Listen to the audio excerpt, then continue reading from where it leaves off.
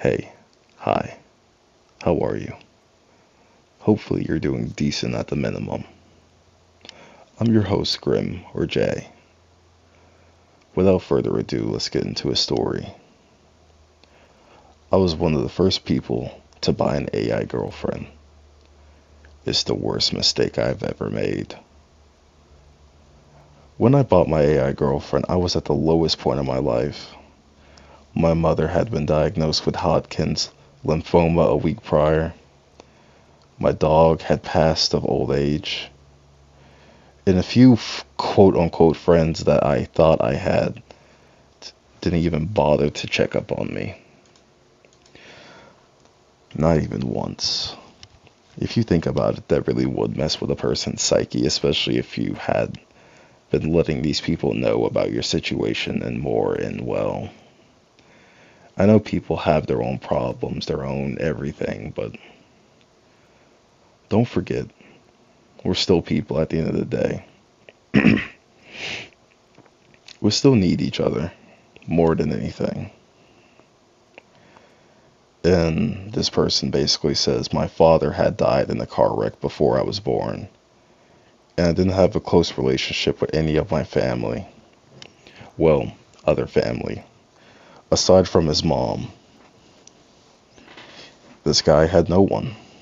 In the way that the doctors were talking, it sounded like he wouldn't have her for much longer. So, I started drinking to numb the pain. We're now going to start talking from this guy's perspective. Last, he was drinking himself every night.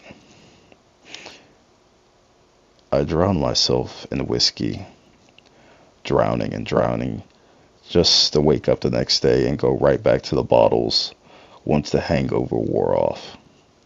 And that's exactly how I ended up in this situation. He woke to the sound of the doorbell ringing, wiping the drool from his chin, blinking the crust out of my eyes, and throwing on a grease-stained t-shirt before answering the door. My head throbbed and my stomach churned. As I stood up, I didn't know who the visitor was, but I did not care. I needed them to leave quickly so I could go back to sleeping. A delivery woman was not who I was expecting. Hiya! Got a package that needs a signature? She beamed at me. Beside her sat a package almost as tall as I was. I rubbed my temple, desperately trying to remember if I ordered anything. Are you sure that this is the right address? I do not think this is mine. Hi. Yeah, yes, sirree. Looking at the papers now, it says Alan Redacted at 86 Redacted Lane, correct? Yeah, that's me. I sighed, accepting the handhold device and providing my digital signature. Okay, where do you want it? Anywhere is fine. I opened the door a bit wider, allowing the girl to wheel the massive thing inside. She dumped it into the sea of takeout boxes and empty chip bags littering the floor. Enjoy, mister. See ya. Yeah, bye. And that's how I found myself just hungover, all alone in the room, wondering what the hell did I order. Well, I had a bright idea to pull out my phone and check my bank account, hoping that would give me some insight. The second I did, my face went pale and I realized I spent $200,000. Don't get me wrong, I was well off. Well, fucking hell, I'd love to be. That amount wouldn't financially cripple me, but 200 grand is no small chunk of change, especially for an item I bought on the whim. I'm sending this back, I have to. This is so fucked. I was planning on doing the responsible thing. I really was. But I just couldn't ignore that little voice in the back of my head. I had to know. I scanned the box, looking for any indication of what the mystery box held. After I found none, I decided to take the plunge. I got a knife from the kitchen and cut away at the packaging tape. I hadn't been at it for that long, so I was surprised when the front of the parcel gave way, a cardboard panel crashing to the floor. The second I caught sight of what was inside, I fell flat on my ass and crawled backwards, my eyes wide as a dinner plate. Holy shit, I said. This cannot be happening. I bought a fucking corpse. I was sure that a SWAT team would come barreling into my home at any minute, firearms trained on me like I was a wanted terrorist. But when I looked inside, again, I realized that it wasn't a lifeless cadaver. It was a robot. You gave me a heart attack. Whoa, shit, I said. Hello. Human interaction detected. Oh, what the hell. I fell back on my ass again. This thing's eyes shot wide open, ocean blue irises connecting with mine, a face staring back that looked almost indistinguishable from a human. It was warm, inviting, without the uncanny valley aspect of most modern AI models. She was expensive, but I definitely got what I was paid for. It is a pleasure to meet you, she said. I am model XA5B. Would you like me to initiate my familiarity protocol? My brows furrowed as I struggled to take in the reality of my situation. Sure, I guess.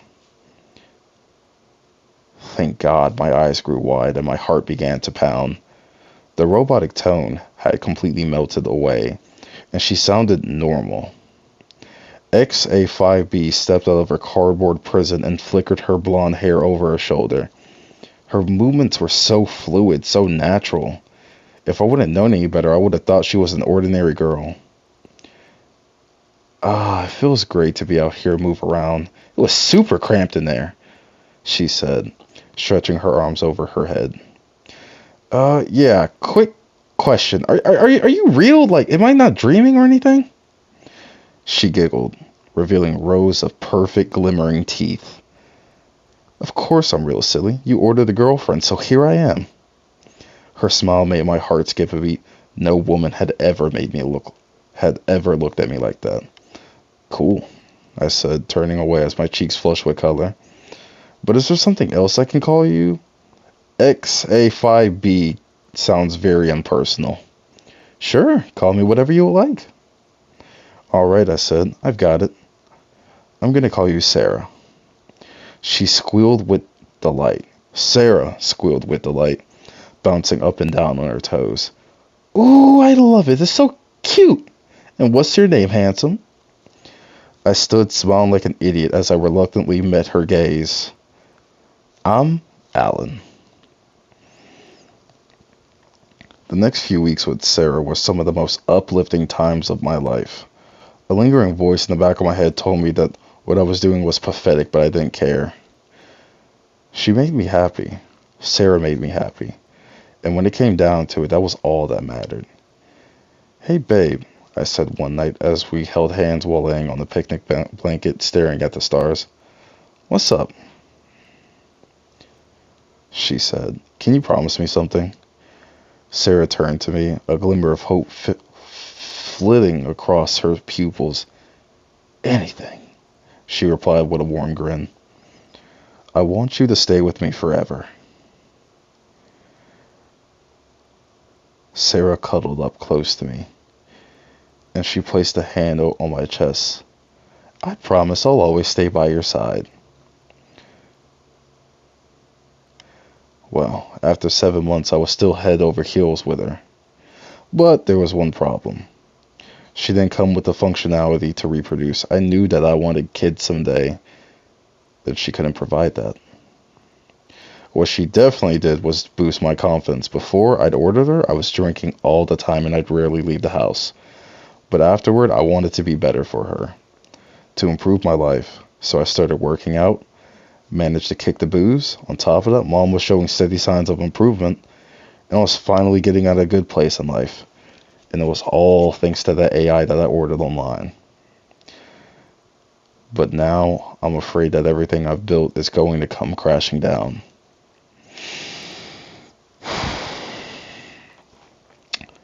I met Anna at work. She just started in my office, and I was tasked with training her. With my newfound self-confidence, we hit it off almost instantly. The only issue, I was still dating Sarah. She noticed the shift in our relationship on her own. I suspected she would at some point, but she managed to catch on almost immediately. Even for AI, Sarah was great at picking up on the little things. "Who are you texting?" she said. "Just some work colleagues, Ryan and Darnell. I'm sure you'll meet them soon, though." "Really? Work colleagues? You haven't taken your eyes off your phone all day. You've been glued to that thing for the past week." "Baby." "Nothing's going on," I said, finally meeting her gaze. Sarah's arms were crossed and her lower lip was puffed out. A sudden wave of guilt crashed over me. Logically, I knew she wasn't human, but I still didn't want to hurt her. "I love you and only you, okay?" As soon as those words left my lips, her frown melted into a soft smile. "Okay, fine. I'll take your word for it. I love you too." Things felt off between me and Sarah for the next few days, and I made a point to give her more attention. But she seemed distant. The whole time we'd been together, I'd assumed that she couldn't actually process feelings, that underneath her synthetic skin, there was nothing more than circuits and wires. I'd honestly believed that the intricate responses and facial expressions were nothing but incredible programming.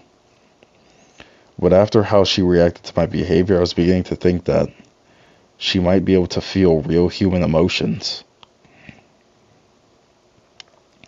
That's why, when Anna and I started to get serious, I knew that I had to cut my relationship off with her. "Look, Sarah," I said, rubbing the back of my neck as some dumb rom-com played on the TV. "Something wrong, babe? You never call me that." The look of concern written across her countenance felt like a shot to the heart. "We need to talk," I said. Sarah turned toward me, giving me her full attention. I couldn't bear to look her in the eyes. "I met someone at work. We've been getting pretty close and..." I was stopped. She said, "Stop. I don't want to hear this right now, please." Sarah's body was incapable of producing tears, but even so, it was clear how much my words had stung. "I don't even know what to say to you right now," she continued.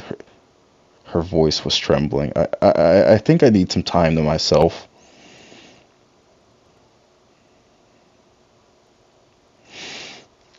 Just as she was standing up, I reached over and flipped a switch on the back of her neck. Sarah's body went limp in my arms, and through teary eyes, I scooped her into a fireman's carry.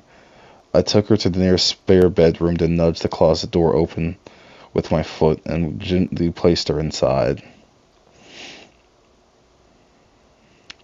"I'm sorry that it had to be this way. You were my first true love, and for that you'll always have a piece of my heart.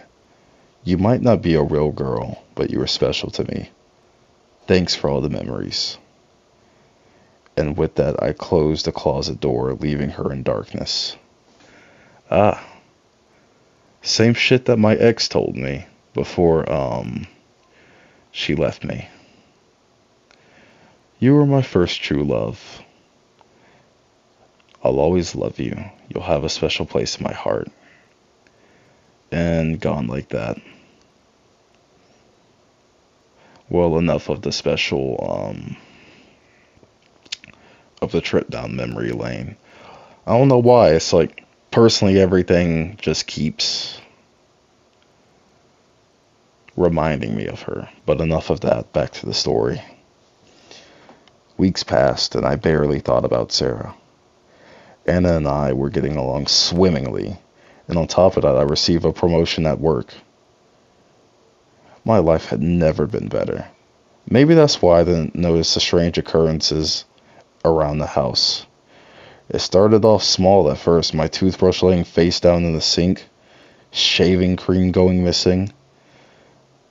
Little things, but it soon began to escalate. One morning, after searching for my car keys for almost an hour, I found them in the trash. The next day, I could have sworn that my favorite coffee mug smelled like bleach. The day after that, I awoke to the smell of gas and an active burner on a stove that I didn't remember leaving on. But as bad as all of that, what happened last night takes the cake. Thanks for making dinner. You really didn't have to do that, Anna said as I set a steaming plate of fettuccine alfredo before her. Don't mention it. I just wanted a chance to show off my cooking skills, I replied, and I flashed her a wink. Anna giggled, prompting a warm smile to inch across my lips. Well, I have to say, you've definitely outdone yourself, chef, she said to me. Thank you. What the hell? Do you hear like a crackling sound? Anna paused, lowering her fork. Now that you mention it, yeah, I do. I glanced around the kitchen, finding nothing. But this definitely took the cake, because as I stalked into the living room, my heart dropped when I noticed a faint orange glow seeping in through the curtains. I peeled them back, dreading what I found.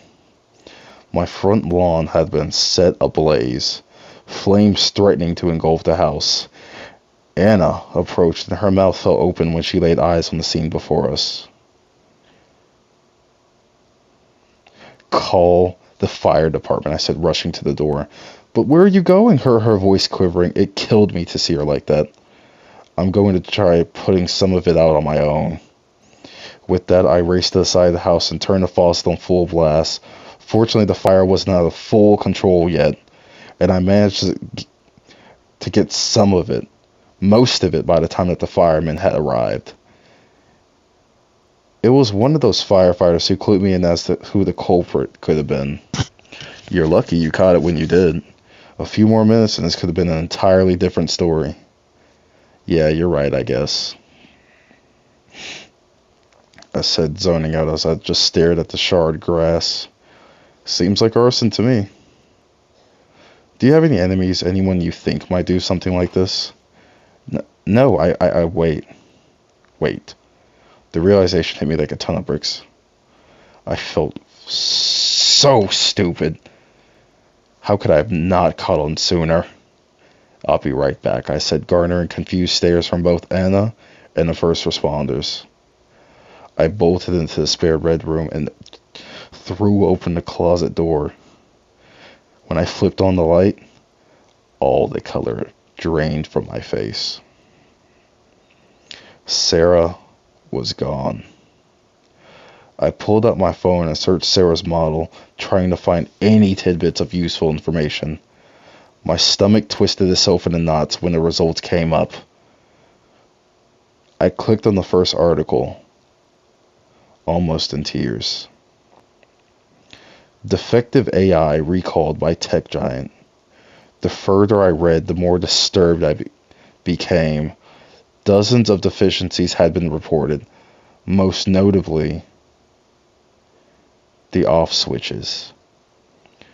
They were only functional for a short time before the AI was able to reboot. I felt like I was going to throw up. This couldn't be happening. As I made my way through the kitchen, feeling completely detached, I found a note that I didn't remember lying on the floor. Its contents left me afraid for my life.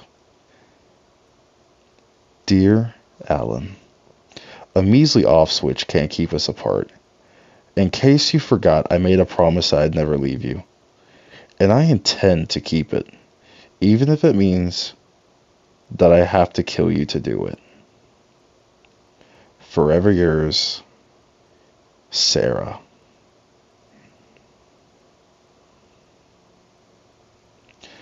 Well,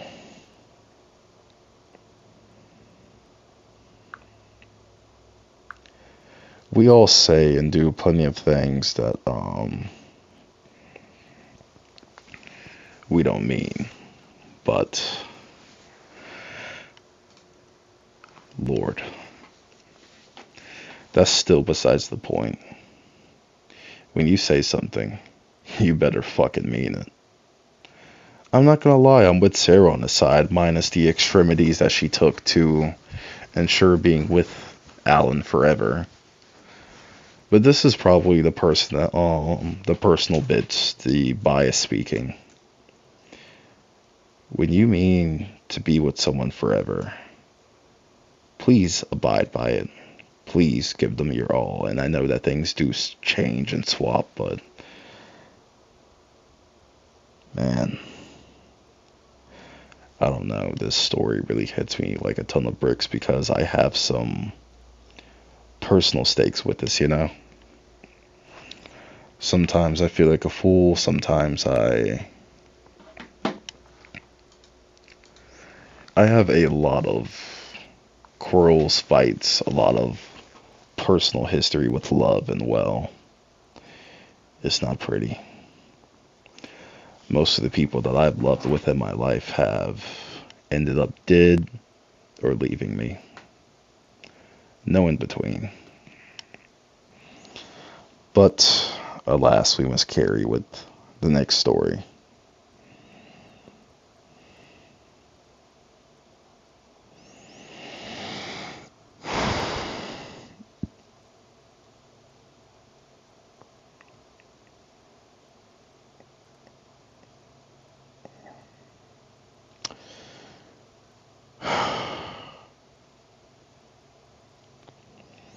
Next story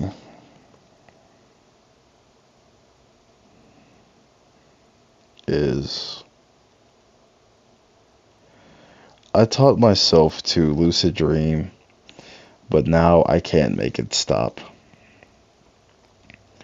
I didn't always have the ability to lucid dream. When I was younger, I used to do all these rituals while awake to try and increase my awareness of reality. I'd hold out my hands in front of me and count how many fingers were on each one. I'd look at the time and ask myself if it made sense. I'd observe my surroundings and check the books I stacked in specific patterns, and everything was in order. I even took to drinking strange teas brewed from exotic leaves I'd purchased online, even if the taste made it difficult to finish. Nevertheless, it was only when I got tired of just everything to abandon this phase that I began to experience consciousness in my dreams. At the beginning, I was elevated to have this kind of superpower. I'd compulsively record the events in my neglected dream journal, detailing every path I chose, person I chose to see, and place I visited. I'd conclude each entry with a paragraph of lines, the words screaming, "Tonight, I'll lucid dream again," written over and over to manifest more. When I obsessed over it, however, it would never happen. It was only when I forgot about it that I stopped what I was doing, sensing some strangeness around me, count my fingers and find 6 on the one hand. One of my favorite dreams over a year was I was at work in a cafe as always when I got a strange compulsion to look at my hands. It was a terrible shift. Everything had been going wrong, and each customer seemed to be looking at me. As I suspected, my hands were completely deformed before my eyes, and I let out an exhale in a mixture of amusement at the sight and relief that I was in a dream again. As soon as I'd figured it out, I held to my breath and composed myself.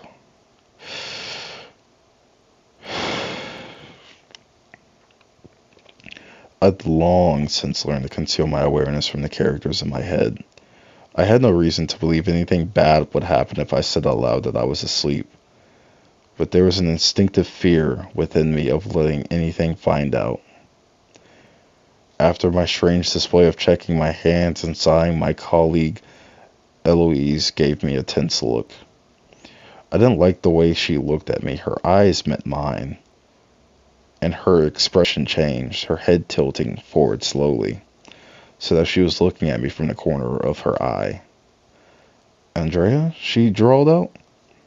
"Nothing, nothing," I exclaimed, waving my hands frantically before she even say anything. "None of this matters anyway. She didn't seem to like that, opening her mouth to say something, but I shut my eyes and began to spin around, just as I willed it to. The room was different when I opened my eyes. No more strange customers, no colleague, just me and the ex-boyfriend I'd been madly obsessed with. For my own dignity, I called him something similar like Miles. My fanaticism over a relationship that ended isn't something I'd like to share. But in my defense, our one-sided relationship was something I only ever planned to keep in my dreams. Miles was a frequent visitor in my lucid dreams. At my request, of course. In this dream, I served him a coffee and whispered that I was a fan of his work and music. I did my best to be respectful and secretive as to not blow his cover in public, even though we were completely alone. In my dreams, he had always become the famous singer he dreamed of becoming. It seemed to make sense in the storyline that I wanted to create. He was as gracious as ever, expressing his thanks and then offering for me to join him for a drink, as though he'd forgotten about me and we were strangers again.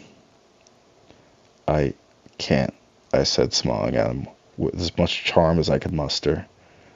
I'm still working. He looked around the cafe and mentioned to the lack of customers, allowing me to admire the flawless beauty of his side profile. I don't see any customers, he said, a mischievous tone to his voice as he rested his chin in his hands. A little caught off guard, I looked around also. You know what, you're right. I didn't think you'd be aware of that. You didn't think I'd know we were alone, he said. I sat opposite of him, swooning. No. I mean, fumbling over my words. I then tried to make out what... It just came over me that he was as aware of our surroundings as I was.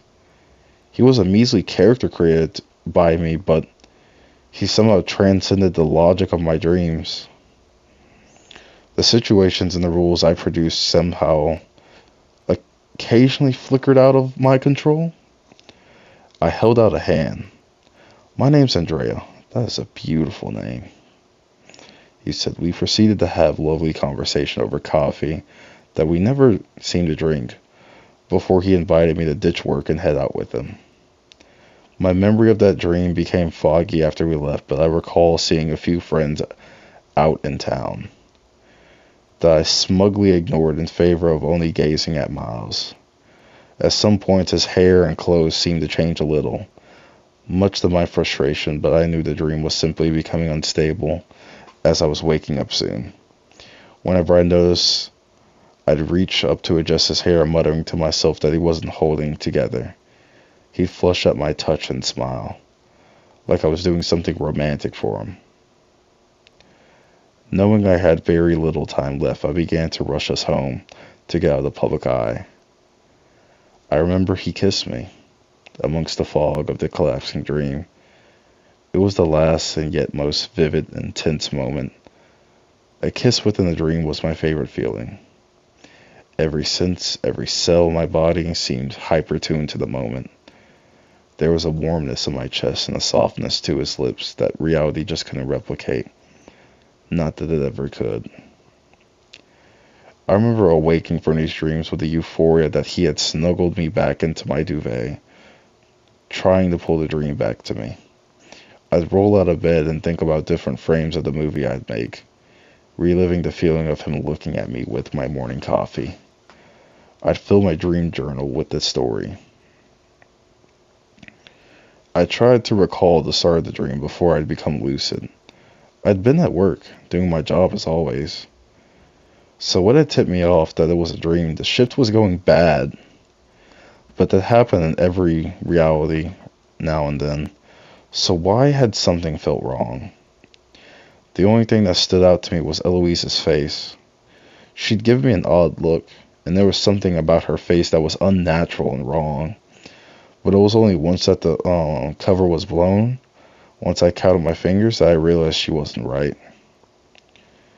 It was an entire month after that I became lucid again.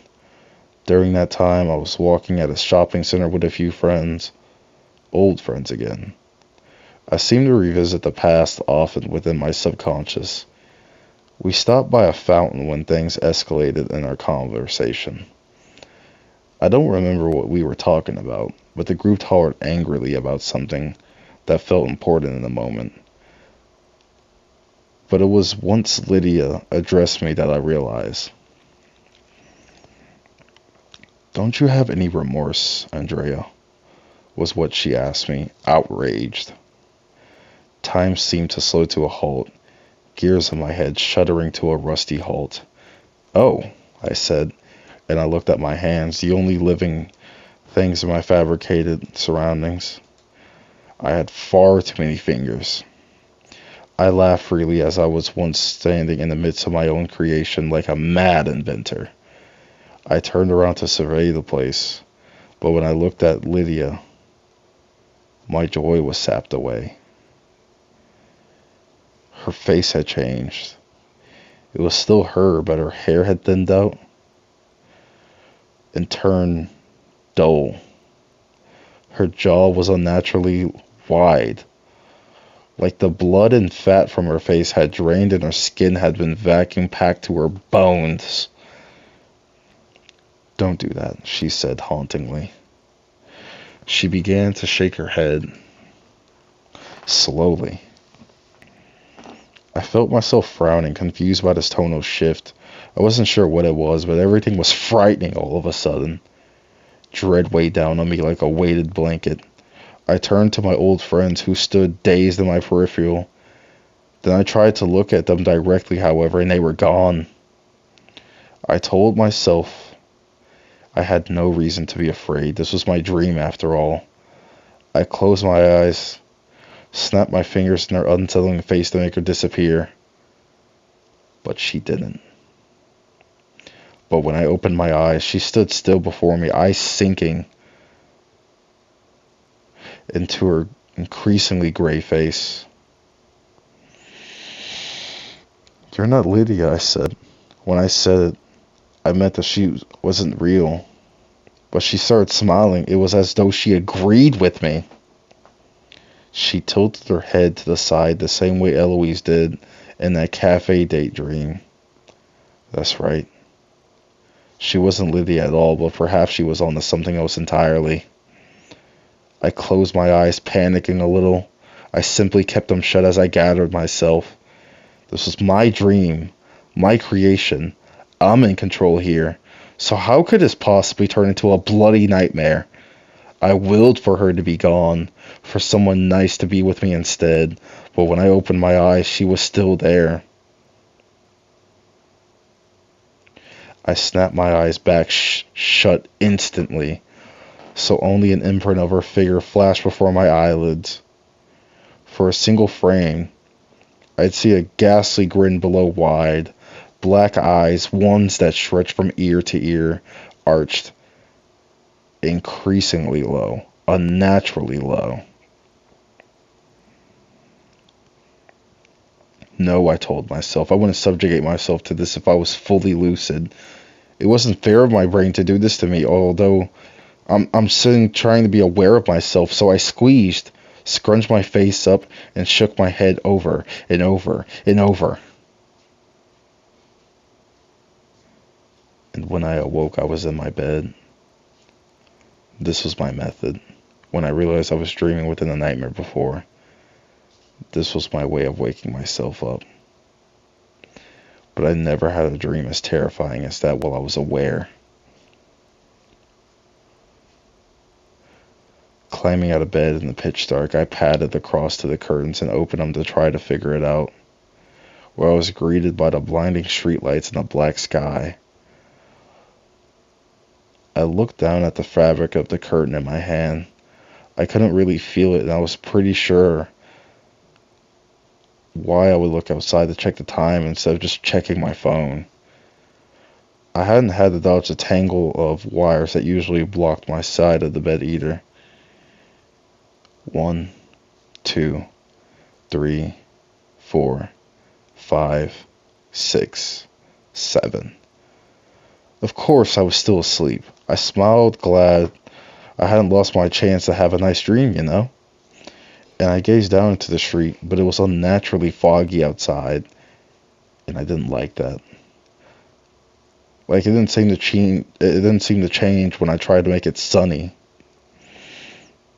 When I took in the stretching emptiness of the street, a face with a chilling smile flashed into my memory, and I stiffly turned to look at my bedroom door, and it was cloaked in darkness, so much that I could barely make out the frame for it. That familiar horror set into my core, paralyzing me to the spot. I didn't want to look at the door. Why was it open? I wanted nothing more to turn away from it, but something within me screamed warnings to not look out the window either. The same fear when I looked at Lydia. That thing had me holding my breath. I closed my eyes, the only thing I could do to escape. It was here. I felt its presence.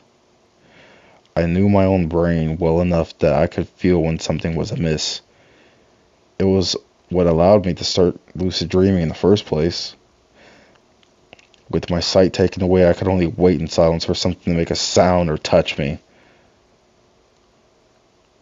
I tensed, anticipating something brushing against me, expecting it so fiercely that I was beginning to enforce it. Yeah, someone's here holding my hand. Miles? I said quietly. That's you, isn't it?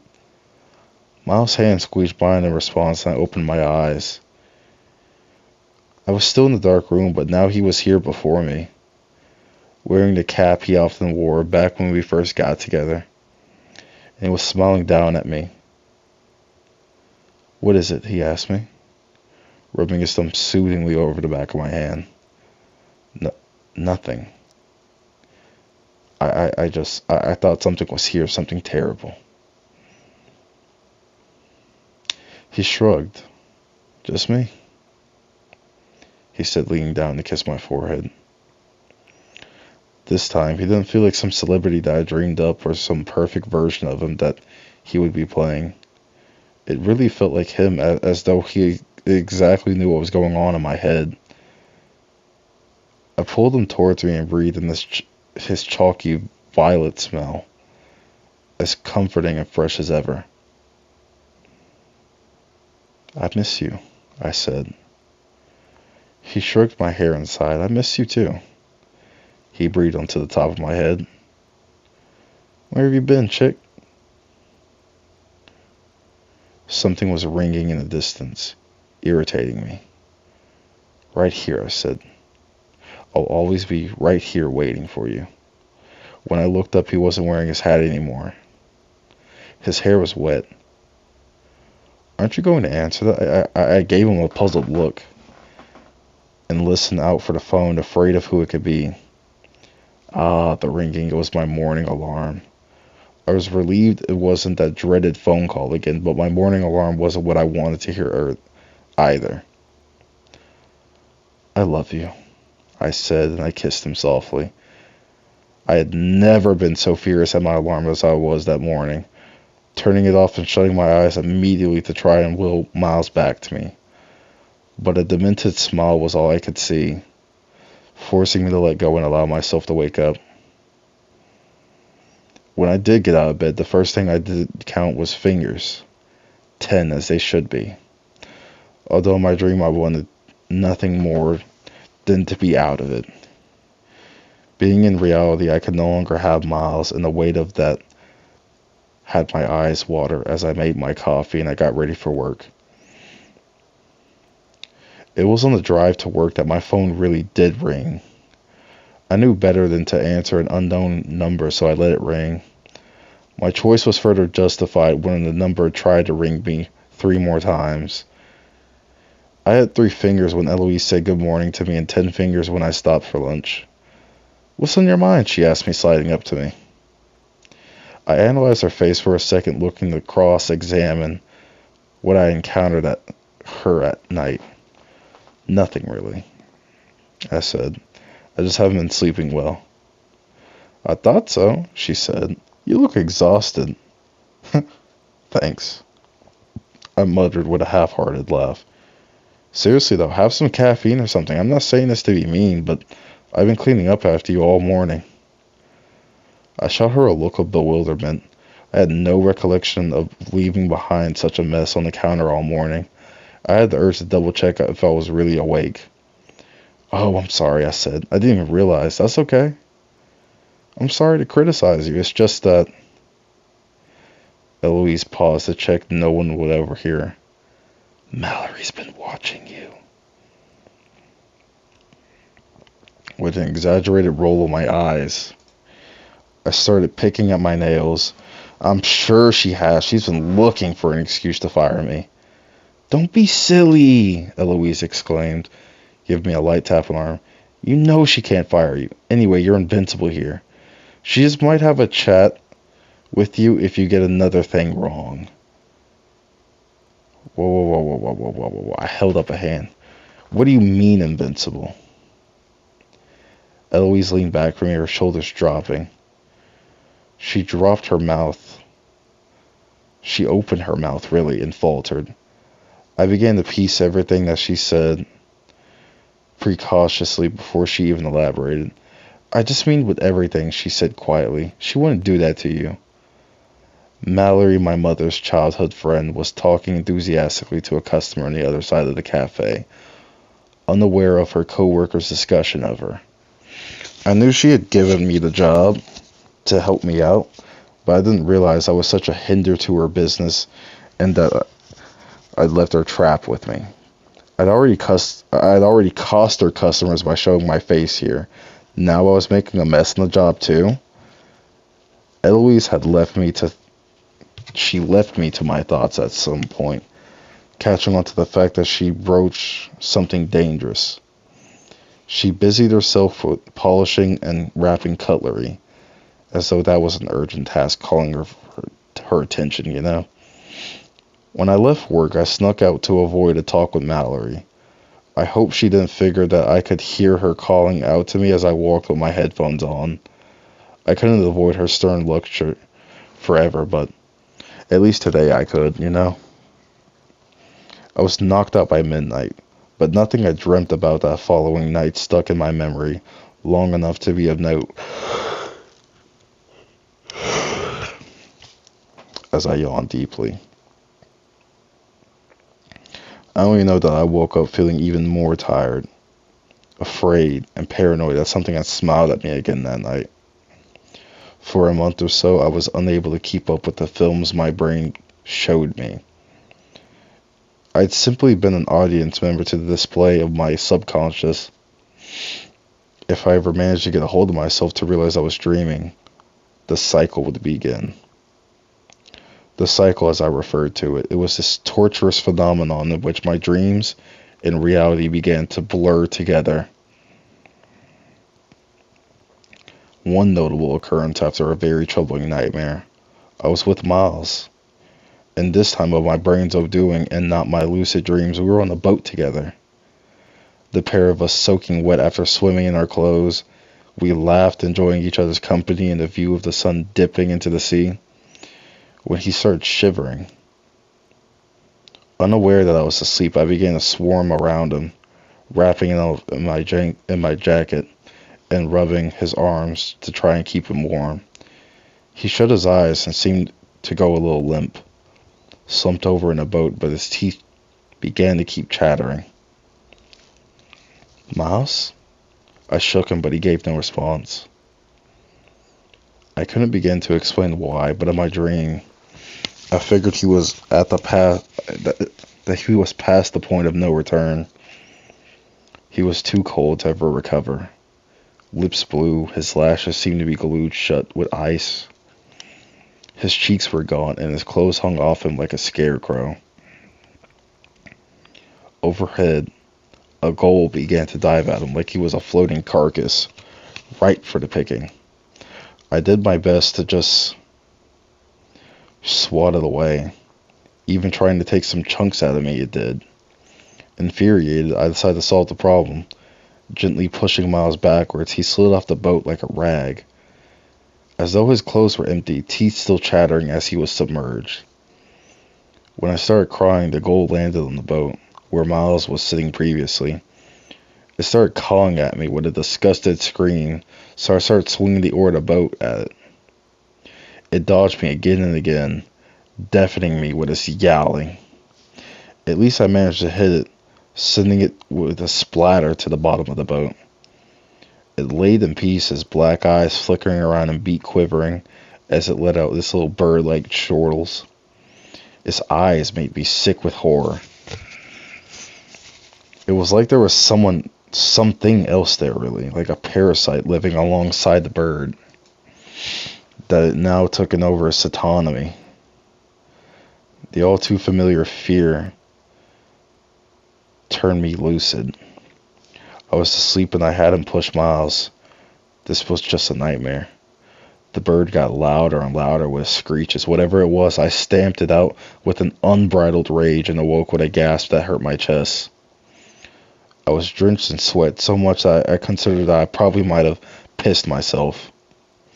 The discomfort grew in my chest and kept hurting as I laid in bed, surrounded by the dark. So I tried to roll over in bed, but when I turned over, I stopped dead. There, in the dark, was a girl. She mirrored my position exactly, one hand under her head and the other under her chin, but she had large, black eyes, a tiny mouth and a nose, like her head wasn't fully developed. Gradually, she opened her mouth and where a black void laid within. It opened wider, beginning to distort her eyes, and my heart pounding so loud, I knew I wasn't going to be able to go back to sleep. Unable to move, I did the only thing I could to just do. I shut my eyes, squeezing tight. I held strong for 10 seconds, and when I let go, she was still there. So I tried again. I knew this would work. It always did, so I just kept squeezing, checking, then squeezing. After my fourth attempt, I opened my eyes to a bright room with an uncontrolled sob. I snagged my phone, where it was plugged on the floor, and checked the time. It was 8:43 a.m., meaning I was going to be late for work. I ran to work sweating and trying to tie my hair up, but when I arrived, there was only Eloise and Mallory in the cafe sitting around the table. There was a third seat for me, so I knew I was in some deep shit. When I sat down, they were mid-conversation. Mallory spared me a quick glance and then let out a groan, motioning her hand at me. "You see what I mean?" she said, pinching the bridge of her nose. Eloise shook her head disapprovingly. "I know I've been telling her." I looked at them confused before I sat there in my pajamas, realizing that they were on, no shoes on, and likely yesterday's mascara smeared across my face. "Please just give me another shot," I begged Mallory. "I can be a valuable employee to you. Please, I swear. You can't fire me if I'm useless, right? You don't need to keep me here because you feel bad, but let me prove myself, please." Did you run here?" was all Mallory said. Yes, I stammered, wiping sweat from my forehead with shame, but then I stopped. The cafe was 13 miles from my house, and I had ran here. No way in hell could I have done that. I checked my phone. 8:43 a.m. I counted my fingers, and when I awoke, the little girl was still there. So I checked, and I forced myself awake. Or at least I tried to. 8:43 again. I wouldn't do it again. I wouldn't rush to work. This was a dream after all. I sat up in bed and looked around. Nothing fell off. 10 fingers. But I wouldn't believe it. I wrapped my arms around myself and listened to the silence of my apartment.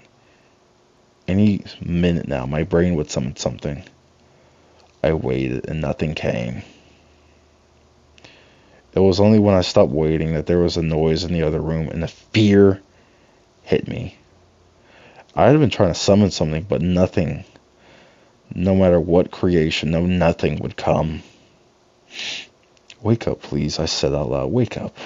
Wake up." The noise in the other room had initially been a single tap, but it escalated to a scratching that seemed to scurry across the floor towards my bedroom door. I shut my eyes and I yelled, "Miles." When I called out to him, the instant that followed was the first time I ever heard the thing speak to me. The sound was gravely and echoed in my head like it was speaking right into my ear. There were layers of whistling, octaves, and deep bass tones reciting the word. "He's gone. He is gone." So weeks after this particular cycle, I decided it was time to call him. He hadn't heard from me in over a year, but I'd reached my wits' end. I spend my waking hours meditating, writing, and medicating. But I knew that there would be no end to my nightmares if I didn't get some closure. I listened to it ring with my shaky hands, no idea how he would react, but only prayed it wasn't anger. I was the one who left him, so what right do I have with seeking closure? "Hello?" came his voice, his soothing, safe voice from the other end. "Miles, hey," I said, my voice wobbling in response. I'm sorry to bother you. I know it's been a long time, and I know I shouldn't be doing this, but there's something I really want to talk to you about." I stumbled over my words, unsure of what to say, and things were silent for a little while before he said, "Is everything all right?" My vision blurred with tears at the goodness of his heart to even ask. "Well, yes, sort of," I stammered. "I just really need to talk to you in person." He went quiet again. Just as I began to get antsy, he replied, "Okay. Do you want me to come over?" "Yes, please. Thank you." I was practically wailing. Thank you. Thank you," I said. "Don't thank me," he said sharply. "I'll listen to what you have to say, but this won't happen again." I started nodding frantically as if he could see me. That's fine. Don't expect anything, Drea. You left me, remember?" No, I know," I began, but the phone started beeping in my ear. I pulled it away to see that someone else was calling me. Hang on." I picked up and readied myself to start yelling at the unknown number to leave me alone, to go to hell. Whatever I could come up with, I stopped short. Andrea?" It was Miles' mother. I'd recognize that voice anywhere. After all the hours I'd listened to it scream at me. "Hello?" I whispered. I got up from my bed and looked at the window as though expecting Miles to show up and save me from whatever his mom was about to say to me. Have you heard from Miles?" she asked. Yes, I just spoke to him. Was he driving to you?" she said. I swallowed dryly, shielding my eyes with one hand, and I couldn't answer her. I stared into the palm of my hand. "Andrea? Answer me," she began, her voice getting louder. "Did you tell him to drive to your house?" "So what if I did?" I exclaimed loudly. He's been killed, Andrea. My son is lying on a slate, freezing cold and full of water because you insisted on him coming to see you in these weather conditions. He drowned, slowly, painfully, because of you." I hung up the phone, 8 fingers in my hand. Miles was fine, I told myself. This isn't real. Nothing that feels this bad is ever real. When I awoke from this, I was in a hospital bed, one hand held by my mother and the other by Miles. I broke my hand free of his and counted no good. I squeezed my eyes shut again and again. "Wake me up," I whispered. "Wake me up," staring at the wide ceiling. Miles took my hand again. "Why?" he asked. His hand was freezing cold. His eyes looked deeper and darker than they usually were, and I had to close my eyes and look away from him. I trusted him up here in my head more than anything, no matter how many times I stabbed him, pushed him, strangled him. He'd never been the one to hurt me. So what had changed now? Why now had the parasite begun to change the way he looked at me? The next time I looked down, water seemed to be steaming from his mouth, streaming really. He started coughing. "I'm sorry," I breathed out. "I'm sorry, I'm sorry, I'm sorry." He tried to speak to me, but nothing came out, and his eyes were bloodshot, neck veins bulging. I continued desperately. "I never would have left you there if I had known that there was a chance." I cried out, "Please believe me, I didn't want you to die." "He can't hear you, sweetheart," my mom said softly. Black hair fell to the floor from Miles's head in a clump as he convulsed, blood dripping from his nose that he had become disfigured by his own nails clawing at his neck and face. "He has to," I exclaimed, thrashing free of her grip. "It's not too late. Miles, I wish every day it had been me left behind in that car." There's many times I poured my heart out to him, that I was sorry, that I wanted to die in his place. But he never seemed to get the chance to hear me. At 8:43, after a long night of keeping awake, dosed up on coffee and cocaine, I got in my car and drove. Every now and again, I'd catch glimpses of him in the mirror. I remember the times we laughed, sung to the top of our lungs, each one reflected back at me. I remember the last time our big fight. He'd been yelling. He'd knocked my coffee out of my hand, splashing across my lap and across the seat. And I screamed back at him, glazed over with rage and masked by the dark. He'd missed the car coming around the bend on the narrow road. I was angry when I grabbed that wheel. I remember that very well. I pulled up to the bend and stared down the ditch over the dashboard. In a few minutes, I questioned myself. My phone rang. I never picked up those anonymous calls, knew it would be someone trying to hurt me, but for some reason in my current state of mind, I answered. I didn't even get the chance to speak before the voice on the other end said the word I'd grown used to hearing. Murderer. When I put my foot down and aimed for that lake, I only hoped I wouldn't dream when he was dead, or I was dead.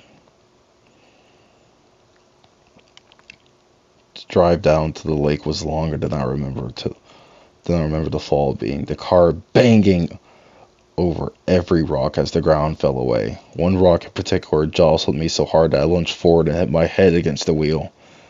Something crawled down my forehead so fast that it wasn't long before it reached my eyes and I saw blood. By the time I hit the water, I'd almost changed my mind, but the cold rushing sobered me and set me in my decision. Just as I dreamed, I unfastened my seatbelt and crawled over to the passenger seat, exactly where I'd been that night, where I turned to see him bleeding out and completely motionless, alive. It was when the cold water rose to my neck that I looked in the rearview mirror and saw it. The thing my brain hadn't invited was watching me with its black eyes. But I didn't have to shrink to be afraid anymore. Water filled my lungs and rattled me from the inside out. The pain welcomed every nerve. I realized I was drowning.